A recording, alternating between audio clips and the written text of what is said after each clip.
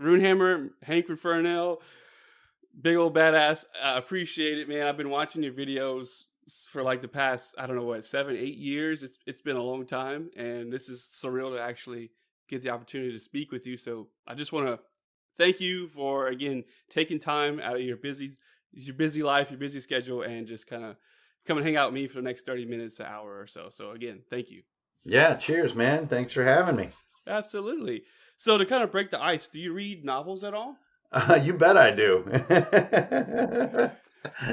You have any recommendations? Well, I don't know if I'd call it a resounding recommendation, but in our little book club, we just read The Bong Ripping Brides of Count Drogado. So kind of a bizarre little novel in second person. So the whole book is like described as you, and you're kind of in like this sort of Hotel California kind of scenario. It's kind of crazy. Like you don't know if you're in hell or purgatory or some kind of dream or whatever, but it's pretty wild. Like you're sort of running around a sort of a hell like environment, either looking for a way out or seeking your own sort of release. Pretty gnarly. But that was my most recent read. So my next one, I'm about to dive into some of those old X-Wing novels. Oh, sweet. Okay, interesting. And so kind of jumping right in, how did you find tabletop role playing games? Oh man. Well, the first thing I ever played was honestly a little foggy because it was a bit of a mixture, but it was something between TMNT and Other Strangeness and maybe Rifts and GURPS, all sort of simultaneously or semi-simultaneously discovered in the early 80s. As far as how, probably the gateway drug for me was Usagi Yojimbo and TMNT. So like I was reading the Eastman and Laird TMNT when I was like 9, maybe 10. I don't know. Things that long ago get a little foggy the exact year it happened, but it feels like about 1984ish. So I would have been 10 and 11. But yeah, TMNT really was like many people of my generation, was like obsessive right when it was coming out, when it was black and white.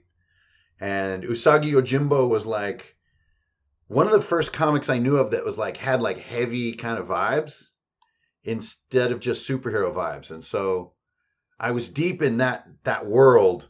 And then like when I discovered Splinter, like for the first time, sort of, which is hard to imagine now that we're in 2023, but at the moment that Splinter first like entered my mind space, I was like, oh my God, that's like me, like in the TMNT universe. Like I identify so much more with Splinter than I do with the Turtles. And that's when I did the weird thing. Back then it's not like you look up TMNT on the internet and then like find other cool things. You had to like wander around your town, like asking people if they knew what TMNT was. And I think that led me to like a little comic shop where some of the Palladium games were there. And I imagine D&D was there, but I didn't give a rip. I was more interested in TMNT at the time. And the idea of a role-playing game was really just completely foreign. But the fact that it had the turtles in it, it had Splinter, and I don't know if you knew about Other Strangeness, but that first book had like some dinosaur stuff in it, and it had that TMNT weird sort of flavor mixture, like it's hard to really put it into a genre what Teenage Turtles is, especially back when it was more serious before it became more cartoony. And all that combination of factors just fascinated me. So I wouldn't say that right away I was role playing per se. I just wanted to sort of be in that world. And so I was reading the game and telling myself I understood what I was reading, but I really don't think I had any idea what the idea of using dice to play out a story. I don't think I even knew what that meant at that point. But that was my introduction. That's awesome, man. So as a whole, if you want to compartmentalize tabletop role playing games to this big thing, what what do these games or this hobby, what does it do for you as a person, as an Oh individual? my gosh, these questions are massive, massive, Dylan. What does it do for me? Well, I think as a like a sort of creative overload kind of person. Like ever since I can remember, since I was even like 4 and 5 years old, I was kind of in a creative overload. And so by overload, what I mean is like doing more things than I'm really even capable of, like trying to do all the things to make something happen, I guess. Um, and then that carried on into my adult life. And the main way that it manifested was like my video game career. So I was a concept artist and a creative director in the video game world for years. But there's so many barriers when you're working on big, technically complex projects. So maybe you do want to do some of the writing and some of the art and maybe dabble with the music and like, mess around with the gameplay and like dabble in all these areas. But, computer games, especially the longer that they went, the more complex they got and the bigger the barrier between the idea and the creativity and the completion. So the further I got into video games, the more role playing games were attractive to me because the barrier between being creative and delivering is almost non-existent. Like it's so non-existent. Sometimes that process happens in real time, like right in front of your audience. Like, you might be in a situation you weren't ready for, and you go from nothing to idea to quick notes to delivery in a span of minutes or seconds.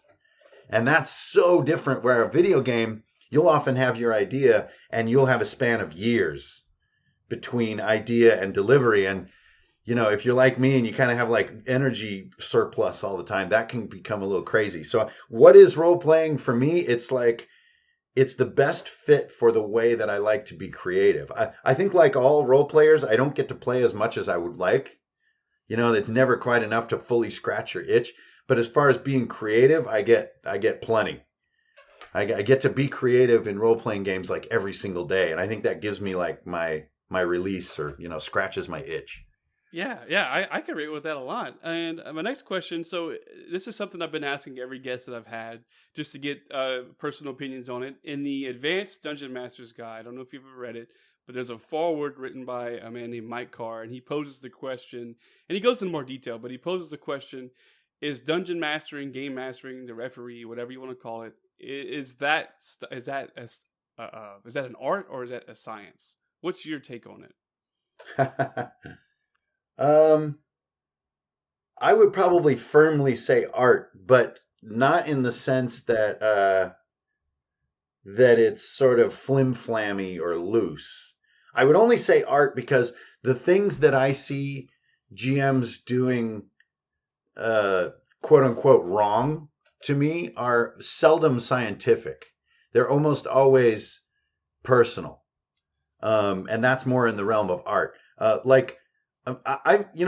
many GMs have their rules on point, have their preparation is cool, their mechanical concepts are cool, their ability to keep the table moving is cool and stuff like that. But like their energy level will be low, or they'll forget to make sure that like some of the players know each other's freaking names, or they'll think that like background music is an issue rather than essential to like all human gatherings, or they won't have snacks, or they won't clean their bathroom. And like these things seem somewhat peripheral, but man, are they essential. It's kind of like the hosting of a party, I would say, is an art, not a science.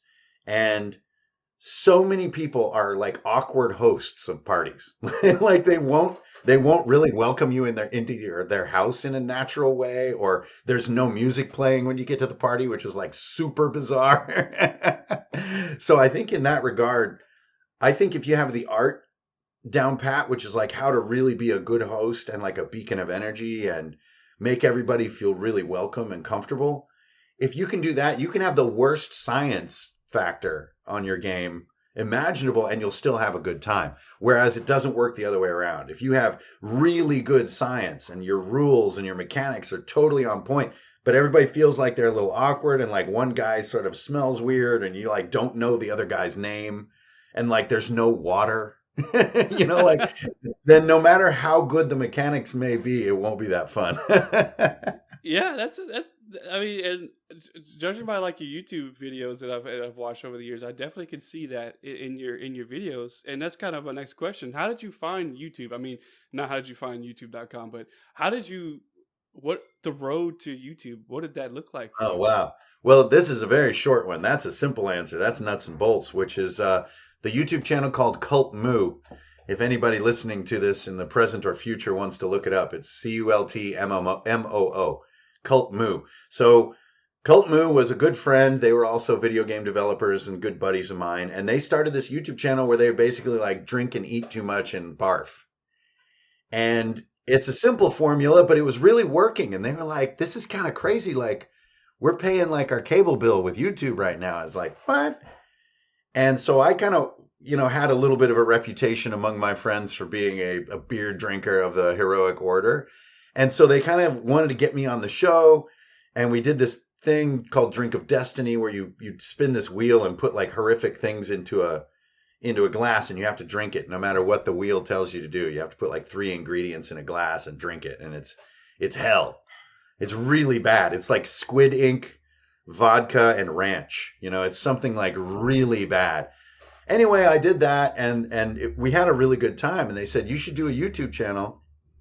And I was like, why would I spend my time with that? And they're like, you could do a thing that's like, you could do drinking challenges, but like a D&D thing, because you're like the D&D guy.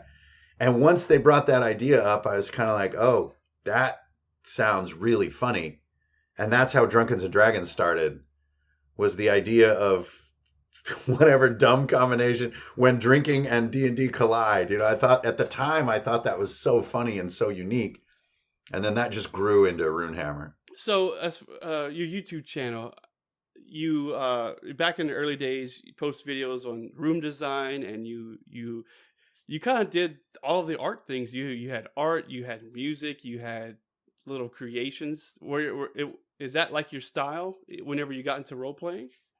To just kind of try to create as much as you can, as far as like each pillar of creation, if you want to call it. I guess, yeah. I mean, it's a sort of never ending, like, you're following your nose, right? So if something is exciting one month, the odds are it is not exciting the next month. So it's like you're doing 3D terrain, like making everything for like a year, even down to the point of hiding little levers and, all kinds of stuff like that.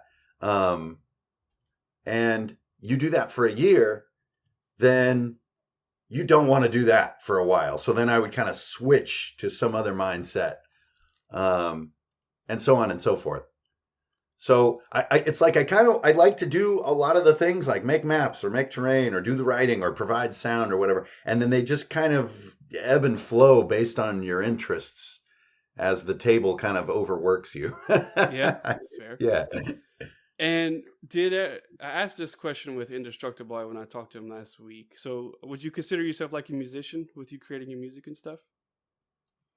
Yeah, I mean, I'm, everybody has their dabble side, Yeah. and your dabble side isn't your slam dunk side, So like, as a writer and an artist, I'm kind of at the point, I'm going to be like 50 next week. So I'm at the point where I'm feeling like I can slam dunk some of that stuff, and really proud of it. But in music, it takes me months, if not years, to come up with a small amount of stuff that I kind of feel good about. You know what I mean? So I don't have that skill set in a way that I have the others, but it still is a really good like break from all that I do. So Yeah. if I've been writing, days on end, it's a good way to turn off your brain, to kind of turn around and like, ping, ping, ping, ping, ping, hit the same note over and over, and kind of, am I really accomplishing anything? Not really, but it's just a dabble. And then you kind of stumble into something that sounds kind of neat. And, synthesizers are fun to play with and stuff. It's mainly just sort of a way to not work, especially because my business is my passion a little bit. I tend to just work on things on and off throughout every day. So music is a good way to just stop being productive and dink around. And then every once in a while, it's like, hey, actually, I feel kind of cool about this. I'll set this aside. So like the Crown and Skull album, that took, like a year and a half to make that, just because 99% of all of my dinking around with music would just be thrown in the bin. Makes sense.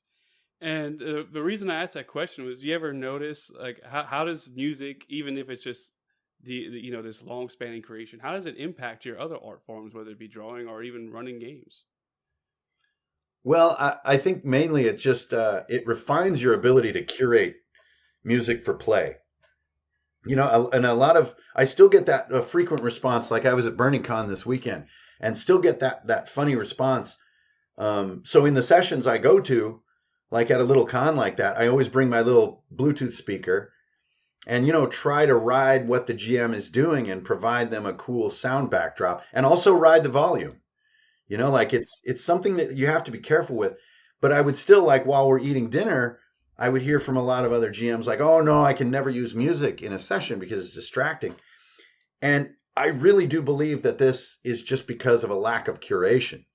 So yeah, you can't just play Elder or you can't just play Iron Maiden while you're role playing. It so doesn't work, and it actually takes some work to seek out the right frequencies and the right volume levels to where it actually adds to things rather than pulls back. And if somebody's really getting into a bigger statement, you kind of have your right hand on your phone and you ride that volume down, and then when they're done talking, you bump that volume up a couple notches, and it sounds like cinematic swells, and the emotions catch the music.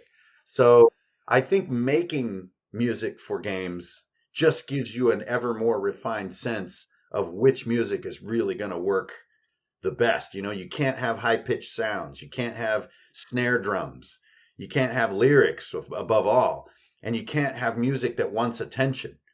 It really does need to just add air to the room, not to be what's cool. And like when you try to make that stuff, you become acutely aware of those limitations. That's you bring up a good point, and I definitely resonate with what you said, because I like devour any kind of soundtrack I can find, whether it be from a video game or a movie. And I'll be in my living room and I'll have it set to a certain volume, and I'm like, okay, I'm just explaining a scene and seeing like, can I hear myself, or like I'm trying to explain like a dramatic moment. And it is amazing, like you said. There's these times where the music just happens to sync so well with what's Oh going yeah. on, and everyone just kind of like has the goosebumps and like looking around like, whoa, like did you sync that? I Yeah. was like, no, it just happened, just like rolling a Yeah. critical hit on like this amazing moment.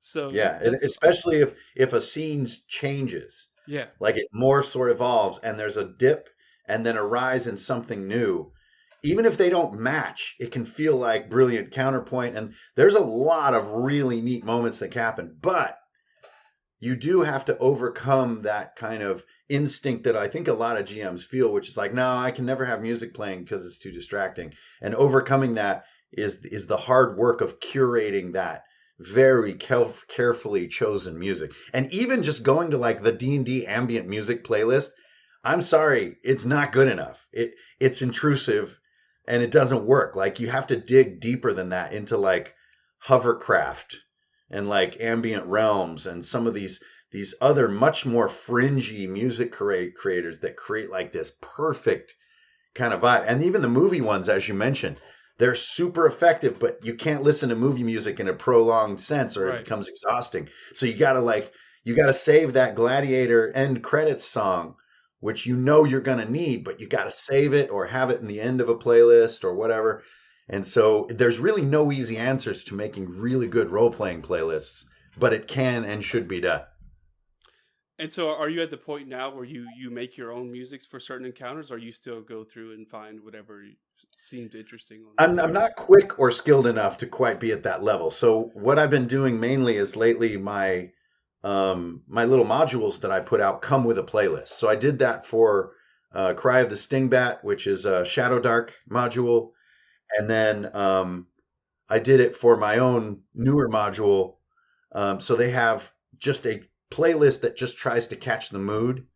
And then 2/3 of that playlist really is just low lying sound beds. They really are not exciting.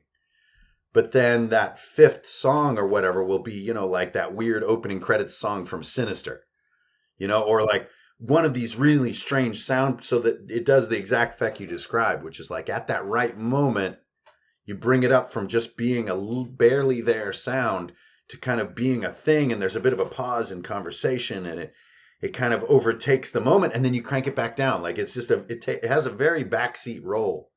But yeah, I love doing those playlists and getting the sequence right and building up and bringing down and all that. Yeah, that's awesome. That definitely attributes to the art, as you mentioned before with the earlier question. I'm kind of curious too, kind of piggybacking off of this topic about music. Do you have any kind of weird rules about your songs? Like for me, I don't know why this is. So I usually like leave a couple of songs on repeat for a while, just Yeah, because I can have feel like I have a better flow of the music and I can kind of like anticipate what's coming in terms of the song in case I need to switch. And so anytime I find a song, it has to be at least 2 minutes and 30 seconds for me. I don't know why. I look at a song, I'm like, damn, it's good, but it's only a minute 30. I can't do it. Do you have yeah. any weird rules like that? I mean, that's a good one right there. I think my only real rule that I have is I always have to have wind ready. So I find that the first track, kind of like making like a scratch record from back in the 90s, but like the first track on all my playlists is like my wind bed. And it can just be sort of static air, like the sound of reverberation, or it can be actual wind. But I find that like a solid third of all role playing just needs the sound of air underneath what's being said. Even if you're like indoors or you're in a dungeon or whatever, just a low lying kind of a kind of sound makes you feel like you're somewhere besides my basement. And so as long as I have that there, I can always just like flip scroll the playlist and it'll pause right when it reaches the top. So I can guarantee that I can find it and hit that, volume down, hit that volume back up. And we're back in this like airy space, this like lonely kind of wind space. And that rule I always have to have. So there's always got to be wind ready to go. And like talking over wind is epic. I'm gonna have to give that a try. That's I never thought of that before. I'm gonna play with that and see what I can make come of it. So cutting back to your YouTube, you said you were on Cult Moo and you were like, yeah, we were making this for money. So whenever you started YouTube, did you have the end goal to be where you are now, or like with Index Card RPG?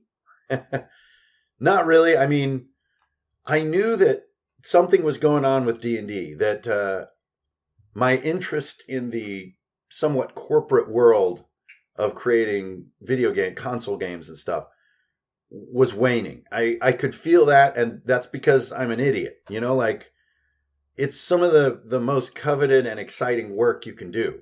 It's really fun. It's intellectually challenging. The people are super fun. Like you're working on things you've been a fan of forever. But all that aside, I just could feel in my soul that like my clock was ticking on it. And D&D has never done that to me. Or role playing. I'm trying to really break the habit of calling it D&D just because how much WotC sucks these days. But like role playing had never done that to me. Role playing had never made me think I'm probably going to be done with this soon. I had never thought that. I always thought this is more like my tree house that I'm always going to come back to. So when I started the YouTube channel, I think something in me said this is going to be great because this is kind of my little secret home. But no, I had no idea where I was going with it. I really zero idea what I was doing. I saw it a little more as a bit of a joke. I had the same response when cell phones came out. Like, what was that, about 2005-ish? Pebble, like the flip phones came out. And I thought to myself, who wants to carry this shit around? This is ridiculous, and man, how wrong can I be? And I think I was a little bit the same about Runehammer. Runehammer was just kind of going to be funny and I would have to have a job. There's no way I saw what was coming. I was just kind of having a good time with it. And so where did the idea of I guess Index RPG initially spawn from for you? Oh man. Well, I wouldn't even call it an idea. It was more like something that was documented.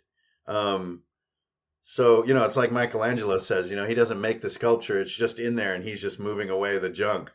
Uh, so obviously I've been obsessed with index cards for a long time. I find them to be one of the funnest. A Sharpie plus an index card, and I could just keep myself busy for hours. So that was just already a thing, and I'd been drawing, I'd been doing stickman armies and like Mountain War. I don't know if you ever played that game. I've been doing that stuff since I was 7 years old. And so the index cards were already there. And then when 5e came out, me and my group instantly adopted it. The 5e Monster Manual, I still say is one of the best books you can get. That they really nailed that one. I don't know about all the rest, but the first 5e Monster Manual for us as longtime D&D players was just like, oh, this is the best one. It's so clean.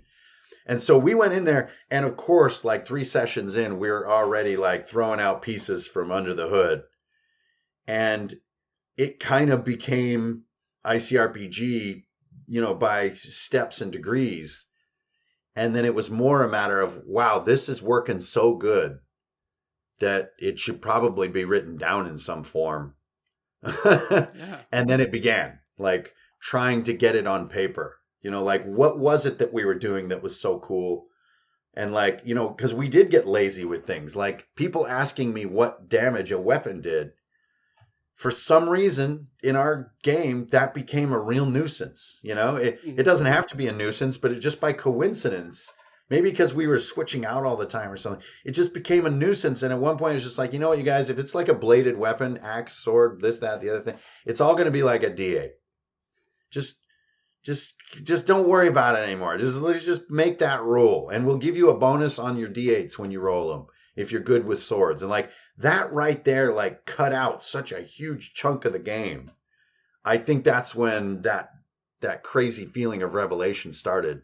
That became ICRPG. It's like, well, what if all magic just did one die, but it was a different die, and like, whoa, and then to start to adopt that, and it just the cleanliness, like just swept all this stuff out of our way, which doesn't make index card RPG ideal for everybody.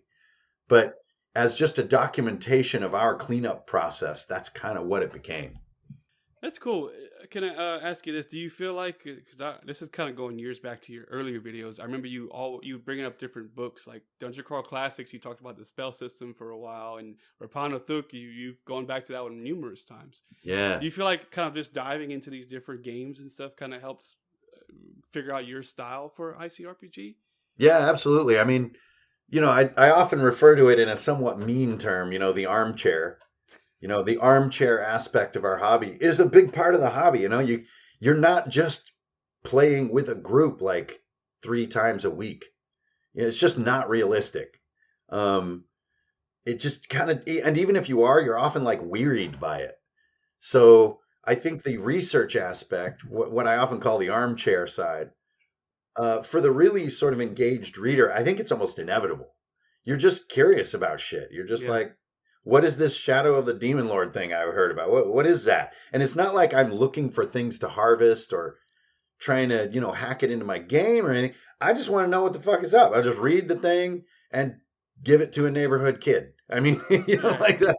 That's it. So on that level, yeah, like constantly reading just what exists and fits your taste. Not feeling like, well, I need to read this but just, following your nose around. I think that's a big part of just being into whatever the hell this is. Yeah. I agree, man. So you're writing novels, or you've written a few books now? Yeah, and with mixed results. So the main ones that people know about are my Legacy of Mud book combo, and then my weird one, Retune, which is like a cyberpunk choose your own adventure kind of fever dream freak show. But Legacy of Mud is where I really like kind of hit it. So I've written tons and tons of work that I don't really present to the world. It kind of just, I would consider it practice, doing reps. But Legacy of Mud, I'm really, really proud of it. That's really like brightened a lot of people's lives. Very, very happy with that one. And then ever since I wrote that, kind of in the background, trying to gain momentum to my non-RPG writing career, which a lot of sort of my readers kind of hear about here and there, but vastly more challenging than writing RPGs. Like the competition level and the expectation of those readers is vastly beyond the RPG writing world. Like I would even consider, sort of not to throw shade or anything, but the writing in like Wizards of the Coast's books, I would consider to be really not that good, or at least very juvenile, and maybe juvenile on purpose. But even with that, their competition, they're very, I mean, they're almost dominant. So that goes to show that like the exact sort of craftsmanship of writing isn't necessarily the focus of this particular market. Whereas you get into something like a novel, I mean, you're going up against everybody. You're going up against Isaac Asimov indirectly.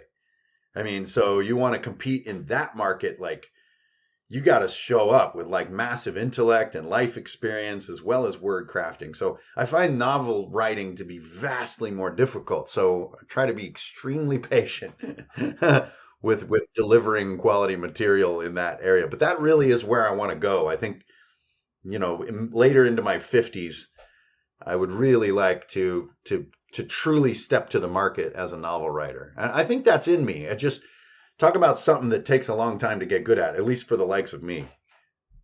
Yeah, absolutely, man. That's cool. So, and what I was looking through your channel a few days ago.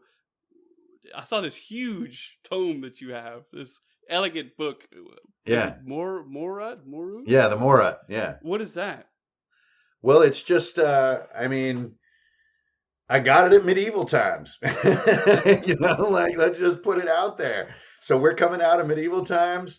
We're like, rolling on like 50 ounces of beer and a bunch of awesome jousting and having like the best day ever. Um, and they have that hilarious like shop in medieval times. And we're looking, they got plastic swords and stuff. And I see this massive freaking book.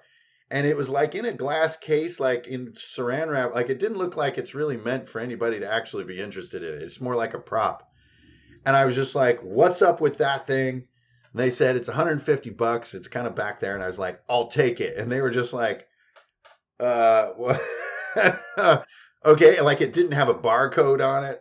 Like they had to scramble around and figure out how like somebody's actually buying this thing. And yeah, so it's this massive book with this old time kind of hand pressed paper, maybe 450 pages or so. And I really didn't even have any idea what I was going to do with it. All I knew is that I had to have it and I had to fill it. And so it basically has just become kind of like the world's biggest GM journal. So, I just kind of, when I have the time, I just open it up and take an hour to do a page. And, give me 500 hours and I'll have the whole thing done.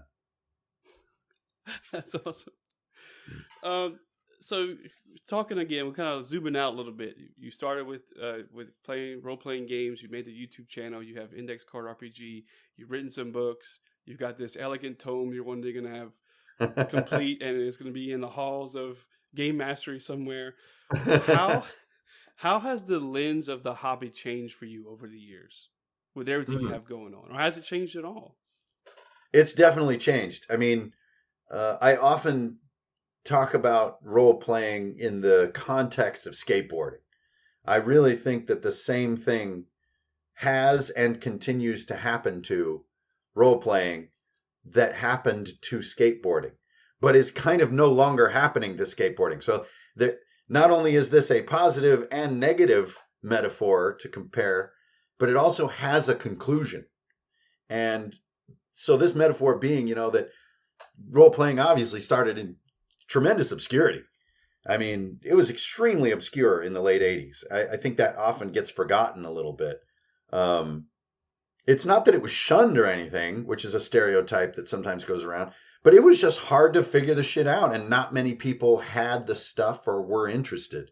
And then fast forward a little bit to now, where like it's definitely in its kind of crazy phase. I would say this is kind of what happened to skateboarding in like the mid 80s. Is like it went from being very niche to being extremely popular.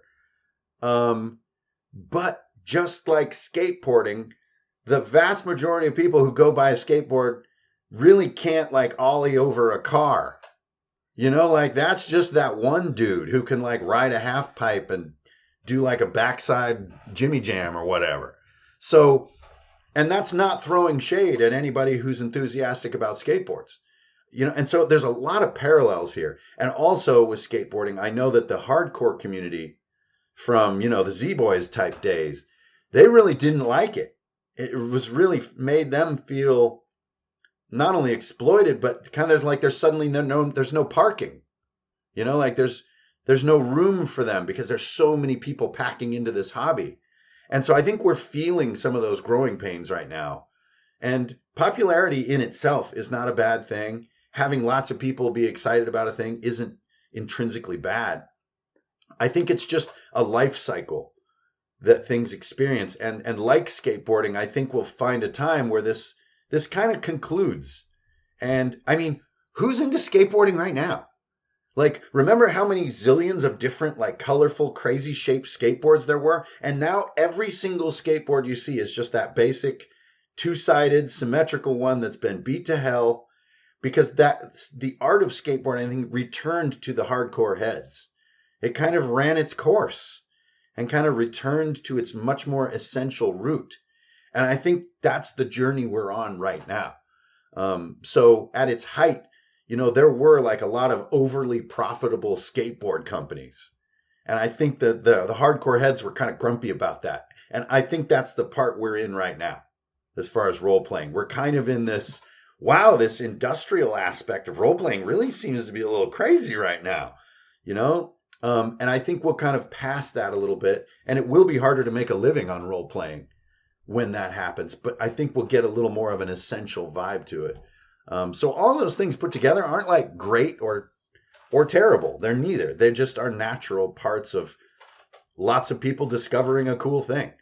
So for me, that's been the change that I've been watching, for these 40 years, I guess, of kind of doing this, is like it has grown to a point where I think that its own weight will start to fold a bit and people will seek smaller communities. Mm-hmm. I think the idea of let's see how many people we can pack into this hobby, I think we're going to run out of that fuel, and we'll go back to a lot like what I did this past weekend at the Burning Wheel convention, which was about 30 people. And that vibe is dope. It is so great and it's so essential, but it doesn't feel like something that's popular. Like, we were like 30 weirdos literally in like a convent in upstate New York, like hiding in a convent playing Burning Wheel. Like, that is not like the cool new thing. That is weird. But for those 30 people, it was really great. So I think that's the lens that you describe, is that big sort of life cycle. That's the change that I've been seeing. Yeah, man, Hanker, thank you for sharing. That's a very interesting perspective. And yeah, you're right. You definitely can see that. I looked a little bit into Shadow Dark, but to me, it seems more of a return to form of ye olden times of like role playing. And I feel like judging by the success of it, yeah, I think you're onto something there where people kind of want a little more simple. And even at the table, right? I'm currently running 3 groups, and I've got big groups, 8 people. I've got small, like 3 to 4, and even at that, like the small tables, you can get more intimate, and everyone gets a little more time and a little more engagement and involved. Whereas the big one's like, okay, you do your thing. All right, go ahead. Okay, what's that? Okay, it's just all Yeah. over the place. And even if you look at the aesthetics on that front, with Shadow Dark as our current example, like the aesthetics of Wizards 5th edition is maximum amounts of color, and everything's splammy and large and almost superheroic and kind of, zappy, and there's like blue things and orange things and wacky creatures. And then look at the aesthetics of Shadow Dark, which are very austere. It's black and white. The paper's kind of like a matte finish. And to me, that's that two-sided skateboard that outlasted all the crazy colorful skateboards. Now, it doesn't mean that there's something wrong with like getting like a lobster-tailed Jinx board from 1991 with fucking, slime ball wheels and like pink rail sliders. That's fine. Like, rock on with yourself. But over time, you don't see those boards around anymore. But you do see these kind of really simple boards. And I think there's a lot to learn and to observe in that life cycle that we'll see in role playing. You've been in the hobby for 40 years. Can you dilute that span of time into one single fondest memory that you have of this hobby as a whole? The best memory. Oh man, well, that's really tough. And if it's too many to count, that's it. That's fine with me too. I've got. It would probably be something. It would probably be something unexpected, I guess. There is a video that I aborted so never was really seen. But I think I was getting ready for Renaissance Fair one year, and back then I used to wear like full plate armor, and I had the whole kit, and I needed to kind of age my gear because having like brand new gear is not that cool. So what I did was I really got and I was also living alone at the time. I was between partners, so which is important to the story. So I got the full kit ready. So I got the whole thing mounted up, which doing it by myself is extremely difficult. There's a lot of belts and ties and crazy shit going on. And so I got the whole thing put together all the way down to like the pipe and like where I would put my wallet, the shoes, like everything. And then got that all on, went out in my backyard and like rolled around in the mud and like Nice. ran into trees and like hit myself with twigs and got little bits of things stuck in there and made some scratches and like knocked my helmet against a tree and just really. And when that was all done, I kind of got up and I was exhausted for one thing. I was like had a million little cuts, which they don't tell you about plate armor. It just cuts the hell out of you. And all these little bruises and there's kind of mud caked in like the worst spot you can imagine. And I had a fire going in my fire pit and I found myself just like exhausted and I slumped down like on a tree stump next to my fire pit in all my gear. And right as that had happened, like ICRPG Worlds was coming out, like my second book. And in its first few days had made like way more sales than I had ever imagined possible. And, I was surviving on this stuff at the time. Like I was living and dying on book sales. And it looked like I had another year or two of survival, which is a great feeling for anybody who's ever walked their own path as far as business and making their own money. And I think there was a moment there between the tiredness and having the gear on and the fire and the sun going down and knowing I was going to be doing this for another year or two. And I think that would be my favorite moment overall. And there's a million great moments, but that moment was huge. That was existential because I was thinking maybe I'm just going to be doing this from now on. Like maybe I just need to come up with my next book and like, keep being really good to the customers and keep meeting people that are smarter than me and just keep doing this. Like maybe this is it. And I was thinking through that as I'm sitting there like sweating in all this stupid gear, by the fire. So I think that's probably my favorite moment as far as role playing stuff goes. That was an epic feeling because I knew I'd be doing this, making books for the foreseeable future. And that was always something I really wanted to do. And it felt like maybe I had arrived, that I could do it. I was going to make it. That is awesome. The last question I have for you, Runehammer, and I love your content, and I just wanted to come up with some kind of abstract question just to see what kind of cool, badass answer you'd give. Okay. And so this question it was an interview question that I got asked back in high school for band or something. And it was such a weird question. Everyone had a different answer. So I'm curious to see what you have to say. And it's very simple. What would you be if you could be anything in the kitchen? What would you be and why? Anything in the kitchen. I would probably be a big, overly thick, like butcher block style cutting board. That would be me. The one that's got like rubber feet, and it's got like a gutter along one side where like all the cucumber juice goes. Yeah. And it's like the thing has been just beat to hell over the years. And you have like a really nice like plastic cutting board that's easy to wash that's sitting like right there behind the sink. But you know what? You don't use that thing. You use this old wooden one that like has cheese like in the grain of the wood. And I want to be that guy. That would be my avatar in the kitchen of something that's like highly durable. I really identify with durability. So I know there's a lot of neat gadgets and food and beer in the kitchen, but yeah, I would like to visualize myself as a reliable old cutting board. That's awesome. And that is a great answer, man. That is awesome. All right. Well, Runehammer, again, I definitely thank you for your time. Do you have any words of either wisdom or anything else that you'd like to send us off with? No, just keep doing your thing. Go buy a copy of Burning Wheel and read my latest blog article about what to do with it.